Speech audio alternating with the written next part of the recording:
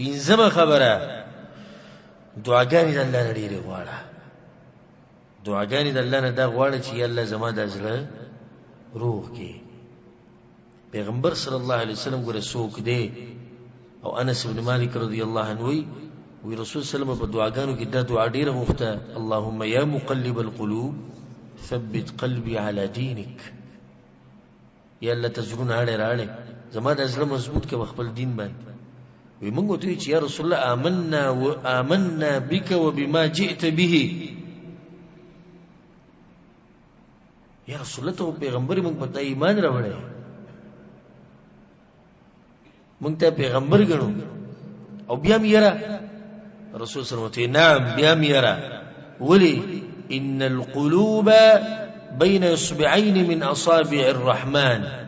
د زړونو د رحمان په دوه ګوتو کې دي. يقلبهما كما شاء. څنګه چاړي راړي اقشان راړي. نو ضرورت څه ده؟ دعاګانو ته دي. یو ناشنا حدیث دی امام ابو داود رحم الله راوړی. عبد الله ابن عباس وی رسول صلی الله علیه وسلم په دعاګانې وختي یو به کې دا وخته: رب تقبل توبتي.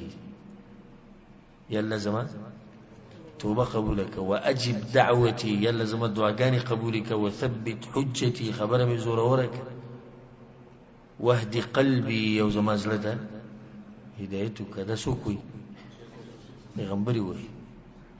تا کوم ورځ شد کړي چې الله زما زړه ته هدایت وکړه؟ تا کوم ورځ شد کړي چې الله ماته روح زړه نصیب کړه؟ شپږمه سلام ډیر اچول په مسلمان باندې دې سره زړه روي. او دا رسول صلی الله علیه وسلم دا خبره کړې. حدیث کې دا راځي په صحیح مسلم کې دا حدیث ته د ابو هريره رضی الله عنه رسول صلی الله علیه وسلم وی تاسو دا وخت پورې جنت ته نشئ ته چې څو پورې مؤمنان درنه جوړ شي، او دا وخت پورې مؤمنان نشي جوړ دی چې څو پورې دیو بل سره محبت نه کړي. خطا اوس یو کار ویونه خیمه که تاسو کو نو یو بل سره محبت شي ډیر شي. او یا رسول الله خای او افشوا السلام بینکم. سلام په یو بل ډیر اچوي.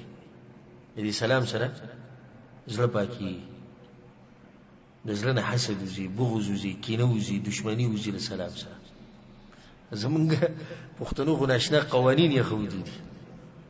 او هغه دي سي یو کس ته ماته په خیر ونه نو زه به کور ته ورشم، زما سلام خبرې، زما سلام ختم، سلام څه شو او دړي وړي شو.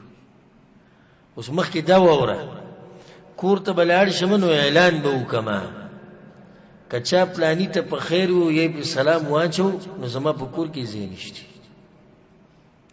دا زونه به روح شي. دا به روح شي. دا زونه به سپاک شي چې د په نور مسلمانانو پابندي ولګوله. خپل خدای په ګلار دا خبره خدای شو چې د په ځل کې رااله ازړې ګندش. مشکل دا شو چې په نور مسلمانانو باندې پابندي ولګوله کنه.